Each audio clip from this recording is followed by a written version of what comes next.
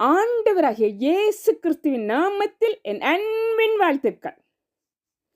இன்றைக்கு 1 சாமுவேல் புத்தகத்தில் முதலாவது அதிகாரத்தை தியானிக்க போகிறோம். இது ஒரு விசேஷமான அதிகாரம். இந்த புத்தகம் ஒரு வரலாற்று நூல். சாமுவேல் முதல் கொண்டு தாவீது வரையான விளக்கமான சம்பவங்களை 1 சாமுவேல் வெளிப்படுத்துகிறது. இந்த 1 சாமுவேலில் 31 அதிகாரமும் 810 வசனமும் இருக்கிறது. இந்த சம்பவம் நடந்த காலம் கிறிஸ்துவுக்கு முன் கிட்டத்தட்ட 1204க்கும் 1035க்கும் இடைப்பட்ட காலம் என்று வேத அறிஞர்கள் கூறுகிறார்கள். 1 சாமுவேல் 1:1 வசனம், எப்பிராயிம் மலை தேசத்தில் சோப்பீம் என்ற ராமதாயிம் ஊரைச் சேர்ந்த எல்கானா என்ற மனிதனை பற்றி விவரிக்கிறது. இவன் சோப்புக்கு பிறந்த தோகுவின் குமாரனாகிய எலிஹூவின் மகனான எரோகாமின் புத்திரன். எப்பிராயிம் மலை தேசத்தில் உள்ள ராமதாயிம் ஊர். ராமதாயிம் ஊர் சோப்பீம் என்று அழைக்கப்பட்டது. இது எப்பிராயிம் மலை தேசத்தில் உள்ள ஊர். குறிப்பாக இந்த சோப்பீம் என்பவரால் உருவாக்கப்பட்ட இடமாக இது இருந்திருக்கலாம் என்கின்றார்கள். மேலும் இந்த ஊரைச் சேர்ந்த ஒரு மனிதன் எல்கானா என்பவர். இப்ப இந்த எல்கானா யார்? எந்த வம்சத்தை சேர்ந்தவர்? இந்த ஸ்டோரியின் ஹீரோ சாமுவேல். அவர் அம்மா அன்னாள் கர்த்தருடைய ஆலயத்தில் கொண்டு போய் விட்டார் என இந்த அதிகாரத்தின் கடைசி வசனத்திலே நாங்கள் பார்க்கிறோம். 1 சாமுவேல் 3:1 சாமுவேல் என்னும் பிள்ளையாண்டான் ஏலிக்கு முன்பாக கர்த்தருக்கு பணிவிடை செய்து கொண்டிருந்தான். அப்படி என்றால் ஏலிக்கு ஒரு உதவியாளராக, அசிஸ்டண்டாக இந்த பிள்ளையாண்டான் இருந்திருக்கிறார். 3வது வசனம், தேவனுடைய பெட்டி இருக்கிற கர்த்தருடைய ஆலயத்தில் தேவனுடைய விளக்கு அணைந்து போகும் முன்னே சாமுவேலும் படுத்து கொண்டிருந்தான் என்று இருக்கிறார்.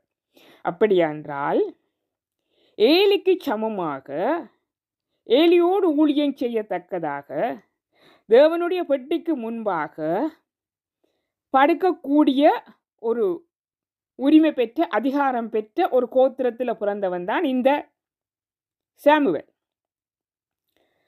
எங்களுக்கு தெரிந்தபடி லேவி கோத்திரம் மாத்திரம்தான் கர்த்தருடைய ஆலயத்துக்குள் ஊழியம் செய்யவும் பலிபீடத்துக்கு ஊழியம் செய்யவும் நியமிக்கப்பட்ட கோத்திரம். மற்ற யாரும் உள்ளே போக முடியாது. ஆகவே இந்த சாமுவேல் நிச்சயமாக லேவி கோத்திரத்தானாகத்தான் இருக்க முடியும். அப்போ நாங்கள் இது எப்படி தெரிந்து கொள்வதென்றால், இந்த மேலே சொல்லப்பட்ட பெயர்கள், இந்த எல்கானாவின் தகப்பன் வழி என்று ஒரு 4 பெயர்கள் கொடுக்கப்பட்டிருக்கிறது அல்லவா, அந்த பெயர்கள் எந்த கோத்திரத்தில் இருக்கிறது என்பதை நாங்கள் தேடி கண்டுபிடிக்க வேண்டும். ஒரு சில பெயர்கள் ஒரு சில குறிப்பிட்ட படத்த கோத்திரத்தாருக்கு மட்டும்தான் வைக்கப்படும். இதை நாங்கள் தேடி போகும்போது எங்கள் வேதாகமத்தின் டயரி என்று சொல்லப்படுகிற நாளாகமம் புத்தகத்திலே 1 நாளாகமம் 6:33 முதல் 38 வசனங்களிலே இதை காணலாம். அதற்கு முன்பாக 32ஆம் வசனத்தை வாசித்து பார்த்தோம் என்றால், சாலமோன் எருசலேமில் கர்த்தருடைய ஆலயத்தை கட்டி தீரும் மட்டும் ஆசரிப்பு கூடார வாசஸ்தலத்துக்கு முன்பாக சங்கீத சேவனையுடன் தங்கள் முறைமையின்படியே பணிவிடை செய்து வந்தவர்களுமாகிய மனுஷரும் அவர்கள் குமாரரும் ஆனவர்கள் என்று சொல்லிவிட்டுத்தான் ஒரு லிஸ்ட் கொடுக்கப்பட்டிருக்கிறது. அதிலே முதலாவதாக 33ஆம் வசனத்தில் கோகாத்தியரின் குமாரரில் ஏமான் எனும் பாடகன் என்று இருக்கிறது. இவன் யோவேலின் குமாரன், இவன் சாமுவேலின் குமாரன், இவன் எல்கானாவின் குமாரன் என்று இருக்கிறது. இப்போ நாங்கள் தேடி வந்த எல்கானா இவர் தானா என்று பார்க்க போகிறோம். அதை நாங்கள் தேடி பார்க்கும்போது 1 சாமுவேல் 8:2 சாமுவேலின் மூத்த குமாரனுக்கு யோவேல், இளையவனுக்கு அபியா என்று பெயர் என்று போடப்பட்டிருக்கிறது. ஆகவே இவர்தான் அந்த எல்கானா. எல்கானாவின் குமாரன் சாமுவேல், சாமுவேலின் குமாரன் யோவேல், யோவேலின் குமாரன் ஏமான். இதற்கு முன்பாக ஏற்கனவே நாங்கள் 4 பேரை 1 சாமுவேல் 1:1 பார்த்தோம் தானே, அந்த பெயர்கள் இதில் இருக்கிறதா என்று பார்க்க போகிறோம். அதில் என்ன சொல்லப்பட்டிருக்கிறது? இவன் சூப்புக்கு பிறந்த தோகுவின் குமாரனாகிய எலிகுவின் மகனான எரோகாமின் புத்திரன். இப்போ நாங்கள் இந்த எல்கானாவின் அப்பா சரியாக சொல்லப்பட்டிருக்கிறதா என்று பார்க்க போகிறோம். இதன்படி எல்கானாவின் அப்பா யார் என்று பார்த்தால், எல்கானாவை இவன் எரோகாமின் குமாரன், இவன் எலியேலின் குமாரன், இவன் தோவாக்கின் குமாரன், இவன் சூப்பின் குமாரன் என்று இருக்கிறது. இந்த 4 தலைமுறைகளும் எப்படியா இந்த ஒன்றிலே சொல்லப்பட்டதோ அப்படியே இங்கேயும் சொல்லப்பட்டிருக்கிறது. ஆனால் ஒரு சில சிறிய உச்சரிப்பு வித்தியாசங்களோடு சொல்லப்பட்டிருக்கிறது. சூப் என்கின்றது கரெக்டாக இருக்கிறது. தோஹு என்பது தோவா என்றும், எலிகு என்பது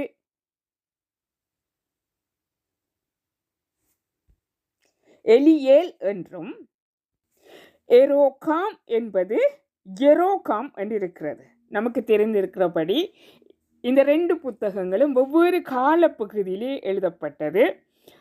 ஆகவே இந்த பெயர்களின் உச்சரிப்புகள் கொஞ்சம் மாறியிருக்கலாம். மற்றபடி இந்த 4 சந்ததியும் சரியாக சொல்லப்பட்டிருக்கிறது.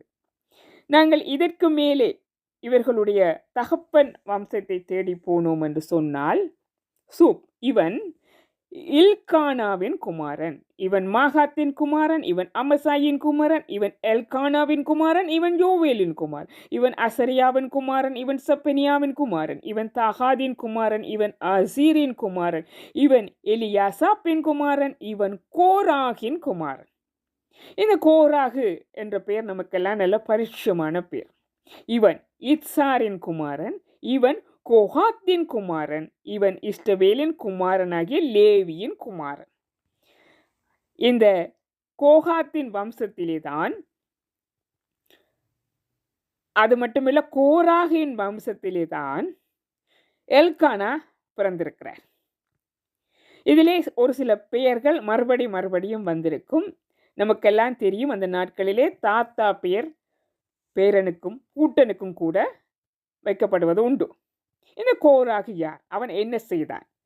தெரிந்திருக்கிறது. ஆனாலும் நாங்கள் கொஞ்சமாய் அதை பார்த்தோம் என்றால், எண்ணாகமம் 16:1 லேவிக்கு பிறந்த கோகாத்தின் குமாரனாகிய இத்சேயாரின் மகன் கோராகு என்பவன் ரூபன் வம்சத்தில் உள்ள எலியாப்பின் குமாரராகிய தாத்தானையும் அபிராயும் பேலேத்தின் குமாரனாகிய ஓனையும் கூட்டிக் கொண்டு பிற பல மாணவர்களுமாகிய 280 பேர்களோடும் கூட மோசேக்கு முன்பாக எழும்பி மோசேக்கும் ஆரோனுக்கும் விரோதமாய் கூட்டம் கூடி அவர்களை நோக்கி, நீங்கள் மிஞ்சி போகிறீர்கள், சபையார் எல்லாரும் பரிசுத்தமானவர்கள், கர்த்தர் அவர்கள் நடுவிலே இருக்கிறாரே, இப்படி இருக்க கர்த்தருடைய சபைக்கு மேலாக உங்களை ஏன் உயர்த்துகிறீர்கள் என்றார்கள்.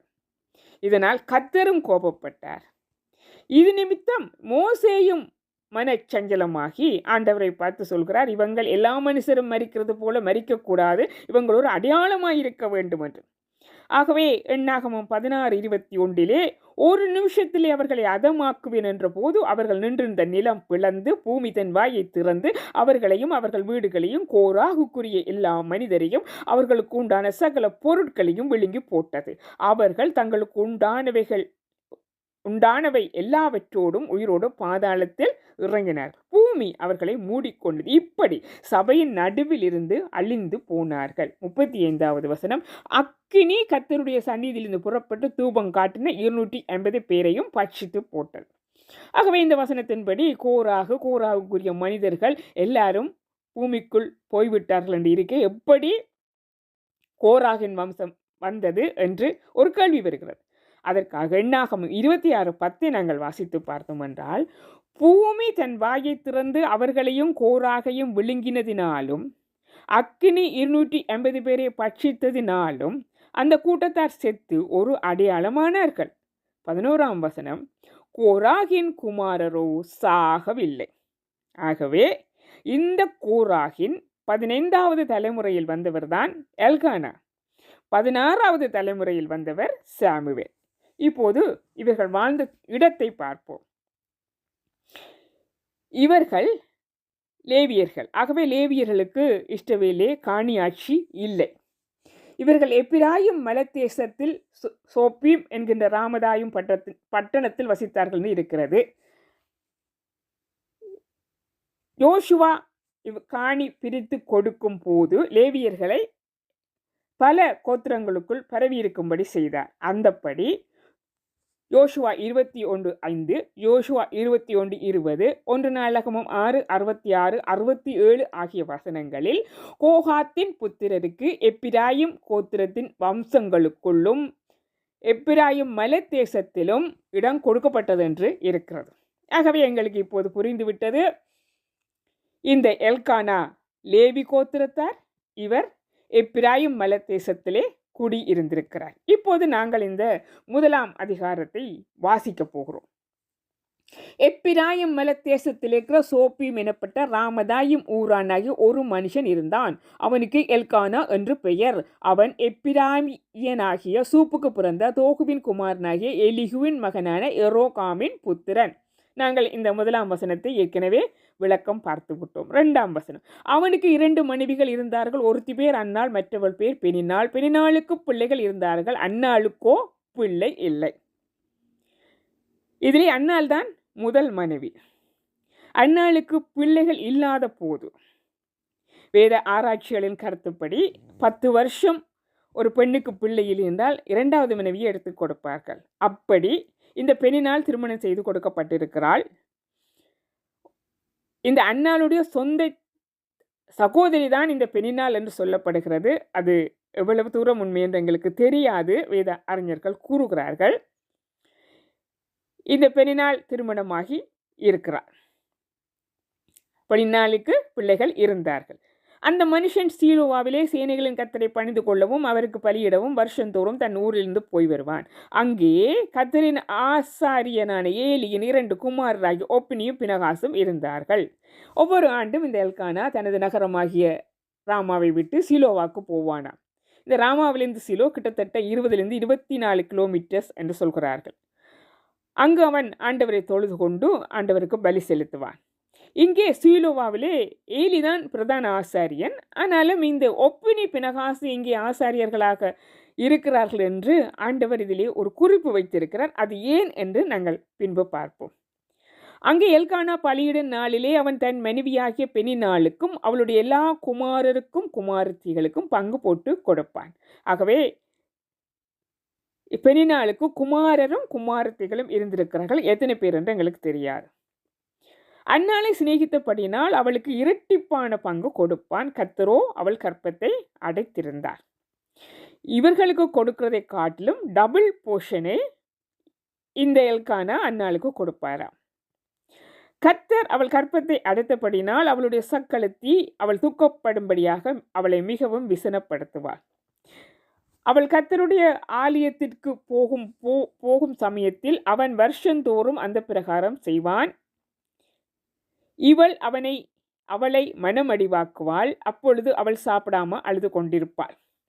பெண் என்றால் எல்கானா ஒவ்வொரு வருஷமும் போகும்போது அன்னாளுக்கு இரட்டிப்பான பங்கை கொடுக்கிறது. இது பெண்ணினாளுக்கு பிடிக்கவில்லை. அவளுக்கு அதில் ஒரு எரிச்சல், கோபம் வந்து விட்டது. ஆகவே என்ன செய்வாள்? அன்னாளை வேதனைப்படுத்துவாள்.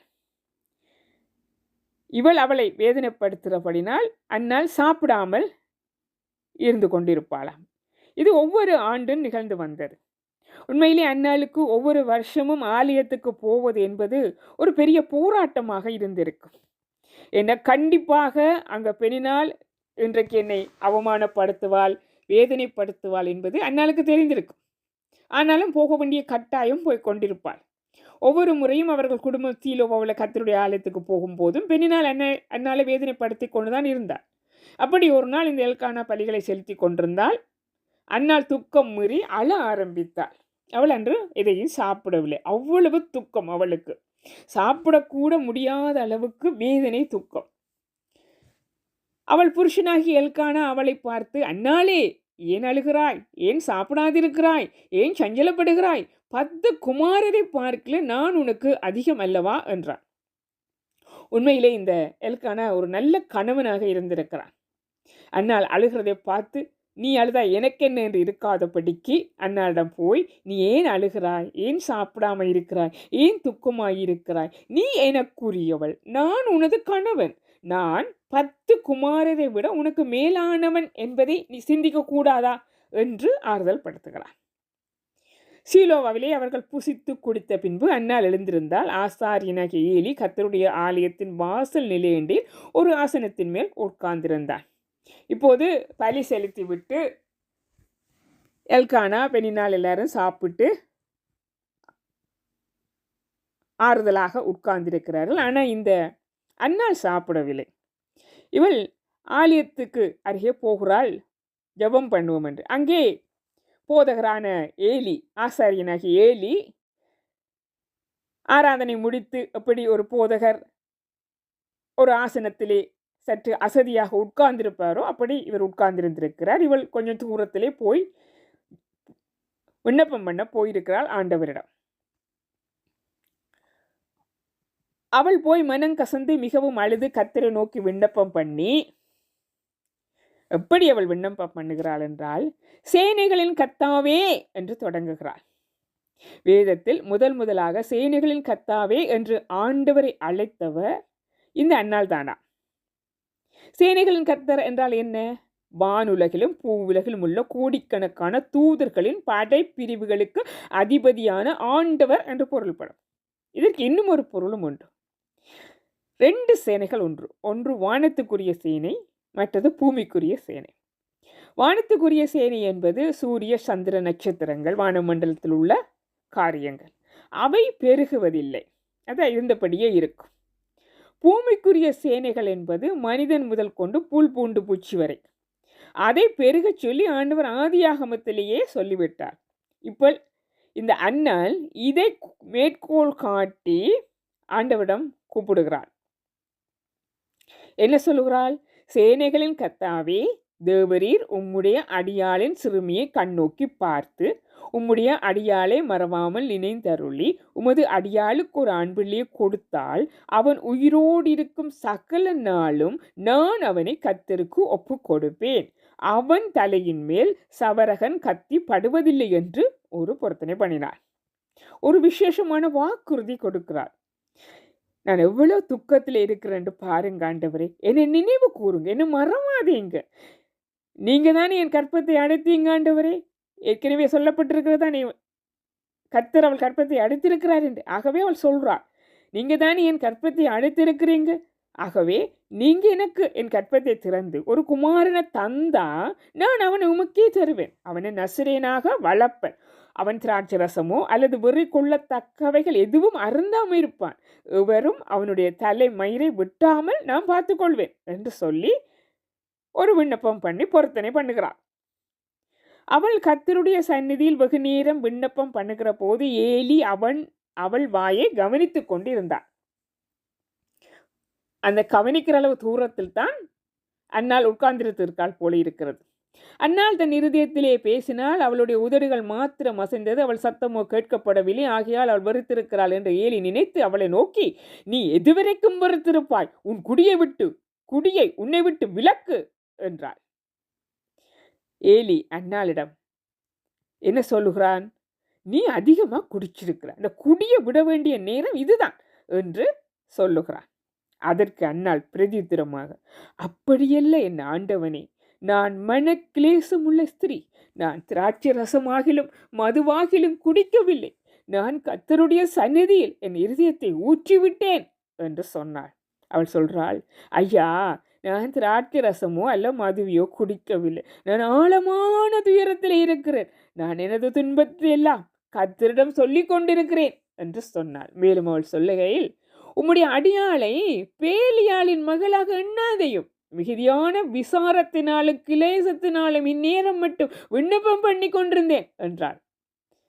நான் ஒரு மோசமான பெண் என்று நீ நினைத்திராதே, நான் நீண்ட நேரமாக பிரார்த்தனை தான் செய்து கொண்டிருந்தேன். ஏனென்றால் எனக்கு அநேக தொல்லைகள், நான் மிக மிக துக்கத்தில் இருக்கிறேன் என்று சொல்கிறாள். அதற்கு ஏலி, சமாதானத்தோடே போ, நீ இஷ்டவேலின் தேவனிடத்தில் கேட்ட உன் விண்ணப்பத்தின்படி அவர் உனக்கு கட்டளை இடுவாராக என்றான். இப்ப ஏலி அவளை ஆசீர்வதித்து அனுப்புகிறார். எப்படி சொல்கிறான், நீ சமாதானத்தோட போ, நீ கேட்டதை கர்த்தர் உனக்கு தருவார் என்று சொல்லி அனுப்புகிறான்.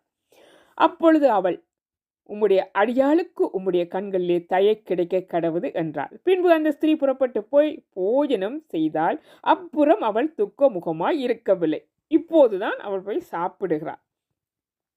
அவர்கள் அதிகாலையில் எழுந்து கர்த்தரை பணிந்து கொண்டு ராமாவில் இருக்கிற தங்கள் வீட்டுக்கு திரும்பி போனார்கள். எல்கானா தன் மனைவியாகிய அன்னாளை அறிந்தான். கர்த்தர் அவளை நினைத்தருளினார்.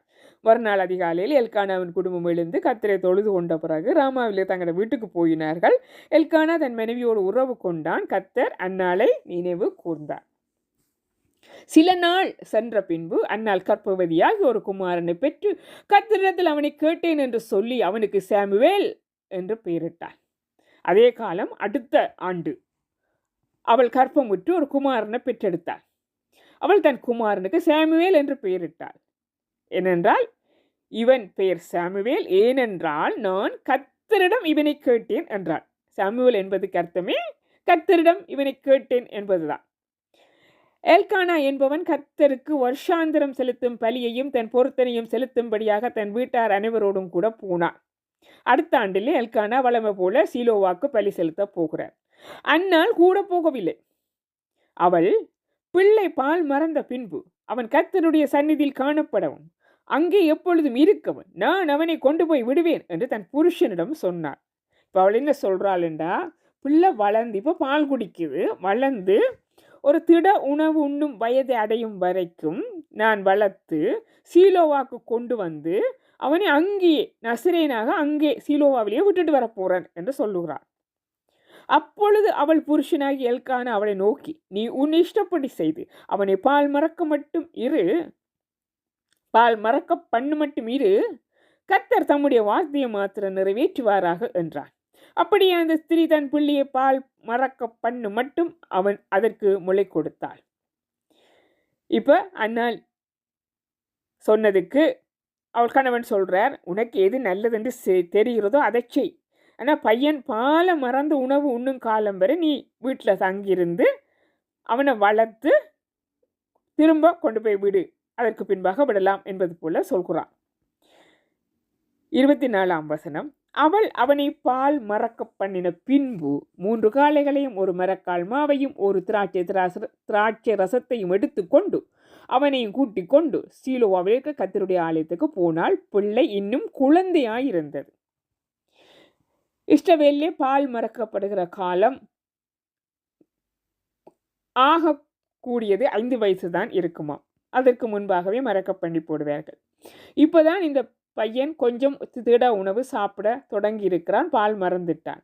அப்போ அந்த வயசுக்குள்ளே தான் இந்த பிள்ளை இருந்திருக்கும். ஒரு 4 அல்லது 5 வயசு தான் இருந்திருக்கும்.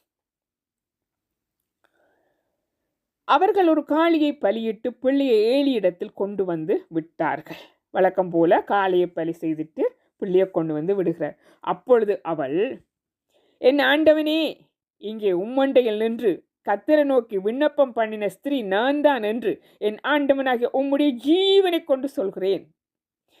அவள் சொல்லுகிறாள், ஒரு குறிப்பிட்ட வருஷங்களுக்கு முன்பாக நான் வந்து இந்த இடத்துல விண்ணப்பம் பண்ணினேனே, என்னை உங்களுக்கு நினைவிருக்கிறதா, அது நான் தான் என்று ஏலிக்கு சொல்லுகிறாள். ஏலி மறந்திருப்பார். இப்போ கிட்டத்தட்ட 5-6 வருஷங்கள் இருக்குந்தானே, ஏலி ஒருவேளை மறந்திருப்பான். அவள் நினைவுபடுத்துகிறாள். தொடர்ந்து சொல்கிறாள், இந்த பிள்ளைக்காக விண்ணப்பம் பண்ணினேன். நான் கர்த்தரிடத்தில் கேட்ட என் விண்ணப்பத்தின்படி எனக்கு கட்டளை இட்டார். இந்த குழந்தைக்காக நான் ஜெபம் பண்ணினேன், கர்த்தர் என் ஜெபத்துக்கு பதில் தந்து இந்த குழந்தையை தந்துட்டார் என்று சொல்லுகிறாள்.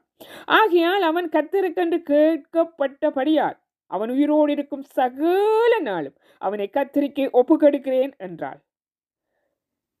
அவன் அங்கே கர்த்தரை பணிந்து கொண்டான். இப்போ நான் சொல்லுகிறாள், நான் கேட்டபடி நான் கர்த்தருக்கு இந்த பிள்ளையை ஒப்பு கொடுக்கிறேன் என்று.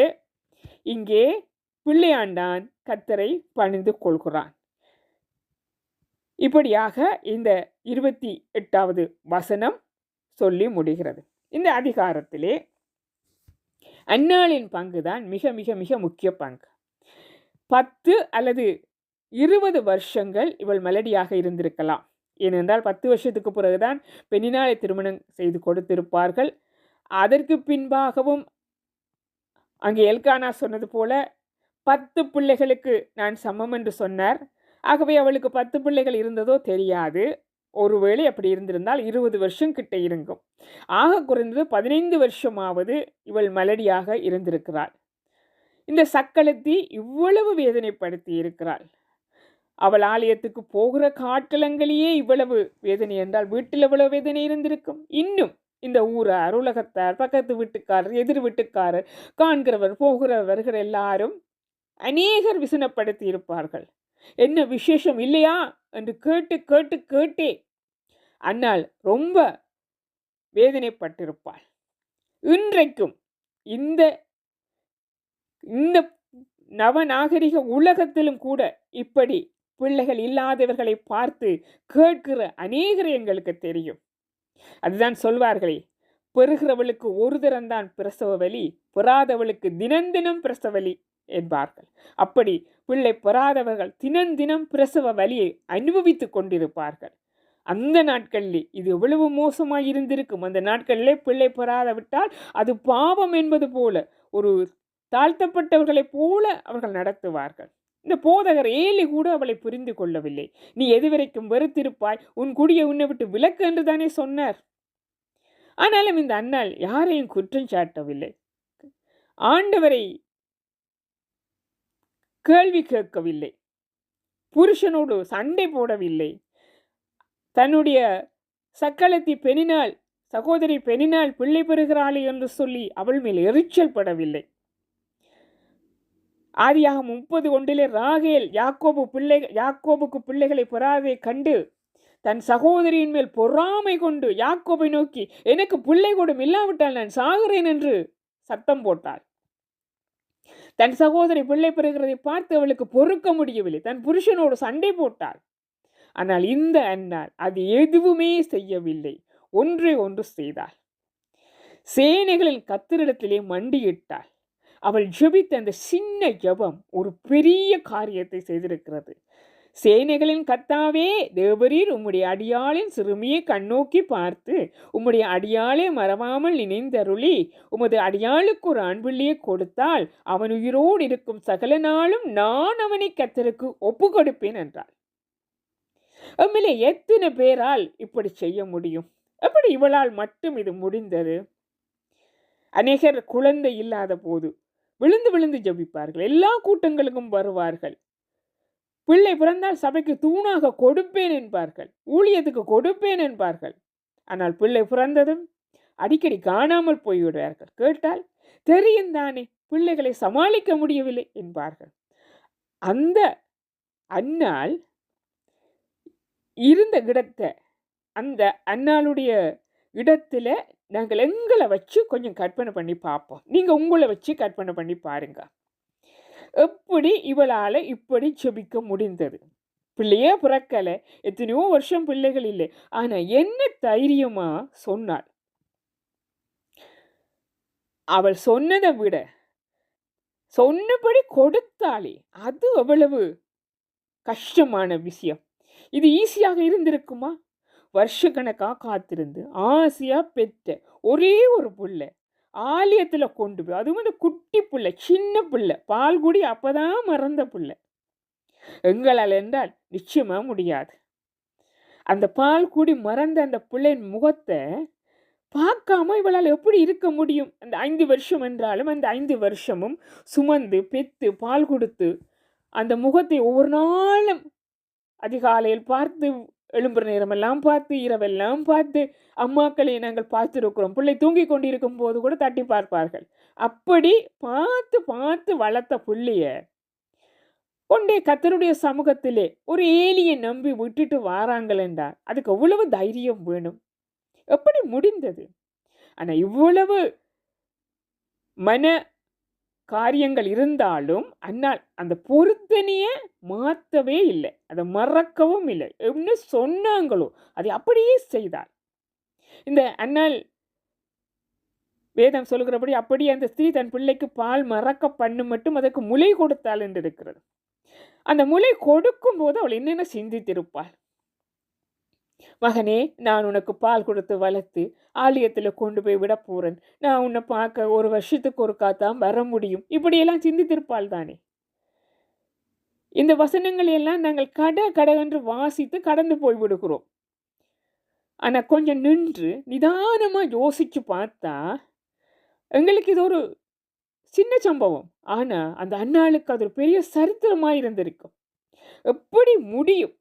அவளுடைய உணர்வுகளை, அவளுடைய மன காயங்களை எங்களால் கற்பனை கூட பண்ணி பார்க்க முடியவில்லை. அவன் கத்தருக்கென்று கேட்டபடியினால் அவன் உயிரோடு இருக்கும் சகல நாளும் அவனை கத்தருக்கே ஒப்பு கொடுக்கிறேன் என்று சொல்ல உண்மைக்கு அன்னாளுக்கு ஒரு விசேடமான பலம் இருந்திருக்க வேண்டும். ஆபிரகாம் கூட விசுவாசத்தினால் தன் ஒரே பிள்ளையை கொடுக்க தயாரானார். ஆனால் அவருக்கு விசுவாசம் இருந்தது. கர்த்தர் ஏற்கனவே உனக்கு சந்ததியை பெருக பண்ணுவேன்னு வாக்கு பண்ணி இருக்கிறார். இங்கே அன்னாளுடைய விஷயத்துல அந்த வாக்கும் இல்லை, ஆண்டவர் சொல்லவும் இல்லை, இந்த விசுவாச நம்பிக்கை எதுவும் இல்லை. என அவளுக்கு இன்னொரு குழந்தை பிறக்கும் என்ற நம்பிக்கை அவளுக்கு கொடுக்கப்படவில்லை. அன்பு மட்டும்தான் இருந்தது. அது ஆண்டவர் மீது அன்னாள் கொண்ட அந்த அன்பு, அந்த நன்றி உணர்வு, தான் சொன்னதை செய்ய வேணும் என்ற அந்த அன்பு. வேதம் சொல்லுகிறது போல இந்த அன்பு பெரியது. விசுவாச நம்பிக்கையை காட்டிலும் அந்த அன்பு பெரியது. ஊழியக்காரர்கள் தேவ தாசர்கள் சொல்வது போல இந்த அன்பு தான் முக்கியம். இந்த தேவனோடு கொண்டிருந்த அன்பு எங்களுக்கு இருக்குமெண்டா அந்த விசுவாச நம்பிக்கையெல்லாம் அந்த அன்புக்குள்ளே அடங்கிவிடும். அந்த அன்பினால் அவள் கொடுத்திருக்கிறாள். இனி பிள்ளை பிறக்கும் என்ற நம்பிக்கை இல்லை. இவளும் கேட்கல, ஆண்டவரே நான் இப்படி தாரேன், நீங்கள் எனக்கு திருப்பி ஒரு பிள்ளை தருவீங்களா என்று கூட கேட்கல. ஆண்டவர் எந்த இடத்துல சொல்லலை, நான் உனக்கு ஒரு பிள்ளையை கொடுப்பேன்னு ஆண்டவர் இந்த இடம் வரைக்கும் எந்த இடத்துலையும் சொல்லல. ஏலி கூட அந்த 1:17 சொல்லும் போது சமாதானத்தோடு போ, நீ இஷ்டவேலின் தேவனில் கேட்ட உன் விண்ணப்பத்தின்படி அவர் உனக்கு கட்டளையிடுவாராக என்று தான் சொன்னார். அப்போ இவன் என்ன கேட்டவ? நான் பிள்ளையை தந்தா கொண்டு வந்து தாரேன்னு கேட்டேன். அதை மட்டும்தான் சொன்னேன். நீ இதை கொடுத்தா உனக்கு திருப்பி தருவேன் அல்லது டபுளாக தருவேன் ஒன்றுமே சொல்லவில்லை. ஆனால் இந்த இப்படியான ஒரு வாக்கு தந்ததை வாக்கு மாறாத ஒரு பெண்ணை, அன்பான பெண்ணை, ஆண்டவருக்காக எதையும் செய்ய தைரியமான ஒரு பெண்ணைத்தான் ஆண்டவரும் தேடிக்கொண்டிருந்திருக்கிறார் என்று நான் நினைக்கிறேன். ஏனென்றால் நாங்கள் ஏற்கனவே ஒரு வசனம் சொன்னேன் அல்லவா, அங்கே கர்த்தரின் ஆசாரியனான லேவியின் 2 குமாரராகிய ஓப்னியும் பினகாசும் இருந்தார்கள் என்று வாசிக்கிறோமே. ஏலிதான் அங்கே ஆசாரியன். அப்ப ஏன் இந்த இருவருடைய பேரும் எழுதப்பட்டதென்றால் அந்த காலங்களிலேயே இந்த ஒப்பினியும் பினகாசும் துன்மார்க்கமாய் நடக்க தொடங்கி இருந்திருக்கிறார்கள். ஆகவே ஆண்டவருக்கு தெரியும் இவர்களை வைத்திருக்க முடியாது. ஏலிக்கும் வயசாகிவிட்டது. ஏலிக்கு பதிலாக ஒரு சரியான ஒரு நபர் ஆண்டவருக்கு தேவைப்பட்டார். ஒரு கீழ்ப்படிவுள்ள பரிசுத்தமான உண்மையான ஒரு நபரை அவர் தேடி இருக்கிறார். ஏனென்றால் நாங்கள் பின்னாளிலே வாசிக்கும் போது இந்த ஒப்பினியும் பினகாசும் என்னென்ன அசுத்தங்கள் செய்தார்கள், எப்படியெல்லாம் அந்த பலிபீடத்தில் நடந்து கொண்டார்கள் என்று பார்க்கிறோம். ஆகவே அதையெல்லாம் செய்யாத ஒரு கை சுத்தமான நீதியான நேர்மையான கர்த்தருக்கு பரிசுத்தமான ஒருவரை ஆண்டவர் விரும்பினார். ஆகவேதான் ஆண்டவர் இந்த அன்னாள் வந்து செபித்த போது அவர் நினைவு கூர்ந்திருக்கிறார். ஏனென்றால் கற்பத்தை அடைத்தவர் கர்த்தர் தான் என்று இருக்கிறது. அந்த இடத்தில் தான் கர்த்தர் அவளுடைய கற்பத்தை திறந்தார். எதற்காக திறந்தார் என்றால், இந்த தான் விரும்புகிற மனுஷன் தன் தாயின் கருவில் இருக்கும் போதே நசரேயனாக பரிசுத்தமனாக வளர வேணும். அதற்கேற்ற ஒரு தாய் வேணும். அந்த தாயாக அன்னாளை அவர் தெரிந்து கொண்டார். அந்த தாய் தான் அன்னாள். ஆண்டவர் விரும்பியபடி நசரேய விரத முறைப்படி பரிசுத்தமாய் ஒரு மகனை சுமந்து பெற்று அதை கர்த்தருக்கென்று கொண்டு கொடுத்தாலே அவள்தான் அன்னாள். நாங்கள் பின்னாளில் வாசித்தோம் என்றால், சாமுவேல் மரிக்கும் வரைக்கும் சுத்தமானவராக பரிசுத்தமானவராக ஒரு பிழையும் சொல்ல தகாதவராக அவர் அந்த மக்களிடம் கேட்கிறேன், நான் யாருக்கிட்டையாவது ஏதாவது வாங்கினேனா என்று இறுதி நாட்களில் கேட்கும்போது அவர்கள் சொல்லுகிறார்கள், இல்லை நீங்கள் எங்களிடம் எதுவுமே எங்களை அபகரித்ததில்லை, நீங்கள் சுத்தமாய் வாழ்ந்தீர்கள் என்று சொல்கிறார்கள். அந்த மாதிரி ஒரு பிள்ளைய வயிற்றில் சுமந்து பெத்து எடுத்து இந்த அன்னாள் ஆண்டவருக்கு கொடுத்திருக்கிறார். அன்னாள் அந்த பிள்ளையை கொண்டு போய் ஆலயத்தில் கொடுக்கும் வரைக்கும் அன்னாளுக்கு தன்னுடைய எதிர்காலம் என்ன, தனக்கு இனி பிள்ளைகள் கிடைக்குமா, எந்த நம்பிக்கையும் இல்லை. பெற்றால் கொடுத்தால் வந்தாள். இந்த 2ஆம் அதிகாரத்தில் அவள் பிள்ளையை கொடுத்த பின்புதான் 1 சாமுவேல் 2:20 ஏலி எல்கானாவையும் அவன் மனைவியையும் ஆசீர்வதித்து, இந்த ஸ்திரீ கர்த்தருக்கென்று ஒப்பு கொடுத்ததுக்கு பதிலாக கர்த்தர் உனக்கு அவளாலே சந்தானம் கட்டளையிடுவாராக என்றார். அப்போதுதான் அவன் ஆசீர்வதிக்கிறான். அவர்கள் தங்கள் ஸ்தானத்துக்கு திரும்பி போய்விட்டார்கள். அப்படியே அன்னாள் கர்த்தர் அன்னாளை கடாட்சித்தார். அவள் கற்பந்தரித்து 3 குமாரரையும் 2 குமாரத்திகளையும் பெற்றாள். சாமுவேல் என்னும் பிள்ளையாண்டான், கர்த்தருடைய சந்நிதியில் வளர்ந்தான். இந்த 2வது அதிகாரத்துக்கு பின்பாகத்தான் அவளுக்கு இந்த 5 பிள்ளைகள் கொடுக்கப்பட்டது. இது அன்னாள் கர்த்தருக்காக செய்த ஒரு தியாகத்தின், ஒரு அன்பின் வெளிப்பாடாக கர்த்தர் கொடுத்தது. ஒன்றை கொடுத்த போது 5 மடங்காக அவர் கொடுத்திருக்கிறார். எங்களால் இப்படி அன்னாளை போல இருக்க முடியுமா? நிச்சயமாக முடியாது. ஆனா அன்னாளை போல மாற கொஞ்சமாவது நாங்கள் ட்ரை பண்ணலாம். இந்த அன்னாளுடைய சரித்திரம் எங்கள் இருதயங்களில் எப்பவும் இருக்கட்டும். அப்போதுதான் நாங்கள் எதை செய்தாலும் ஒரு அன்னாளுடைய அபிஷேகத்தோடு, அன்னாளுடைய அர்ப்பணிப்போடு, அன்னாளுடைய மனநிலையிலே எங்களால் செய்ய முடியும். அன்னாள் வருஷம் தோறும், அந்த வருஷத்துக்கு ஒரு தரம் மாத்திரம் கர்த்தருடைய சந்நிதிக்கு போகும்போது சின்ன சின்ன சட்டைகள் தைத்து கொண்டே கொடுத்தாள் என்று நாங்கள் வேதத்தில் பார்க்கிறோம். அவளுக்கு 5 பிறந்தாலும் அந்த சாமுவேல் அவளுக்கு ஸ்பெஷல். ஆனால் அந்த சாமுவேலோடு அவள் இறுதி வரை வாழவில்லை. அவன் கர்த்தருக்காகவே வாழ்ந்தான். அன்னாள் செய்த தியாகம் இன்றைக்கும் எங்களால் பேசப்படுகிறது. நாங்களும் அதுபோல மாற கர்த்தர் எங்களுக்கு உதவி செய்வாராக. அந்த சிலாக்கியத்தை நாங்களும் பெற்றுக்கொள்ள ஜெபிப்போமா? அன்பும் இரக்கம் நிறைந்த பிதாவே, இந்த நாளில் இந்த 1 சாமுவேல் 1ஆம் அதிகாரத்தை தியானிக்க கொடுத்த கிருபைக்காய் ஸ்தோத்திரம். இந்த அதிகாரத்தில் வாசித்ததை, சிந்தித்ததை, தியானித்ததை நாங்கள் கடைபிடிக்க எங்களுக்கு உதவி செய்யுங்க. ஆண்டவராக இயேசு கிறிஸ்துவின் நாமத்திலே ஒவ்வொருவரையும் ஆசீர்வதியுங்க. ஆமீன், ஆமீன், ஆமீன்.